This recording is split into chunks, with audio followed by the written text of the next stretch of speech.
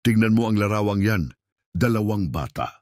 Pareho ang ngiti, pero magkaibang mundo ang pinanggalingan.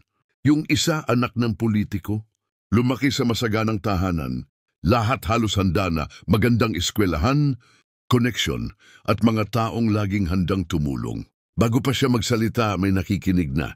Bago pa siya mangarap, may gumagabay na. Yung isa, anak ng isang botante. Tahimik, simple.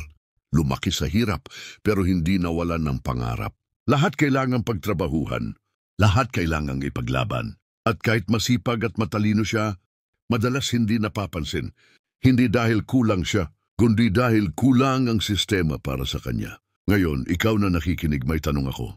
Anong klaseng kinabukasan ang gusto mong iwan sa kanila? Yung pabor lang sa may pangalan? O yung patas para sa bawat batang nangangarap? Kasi ang politiko may hangganan ng termino. Pero ang anak ng botante, siya ang aani ng resulta ng boto mo. Kaya sana sa susunod na halalan, alalahanin mo ang dalawang batang ito. Hindi lang ito tungkol sa politika. Tungkol ito sa kinabukasan nilang dalawa. At nakasalalay yon sa boses mo, sa boto mo. Ang tunay na kapangyarihan ay wala sa kamay ng politiko, nasa kamay ng taong bumoboto. Kaya gamitin mo ang boses mo hindi lang para sa sarili mo, kundi para sa mga batang hindi pa kayang magsalita para sa kinabukasan nila.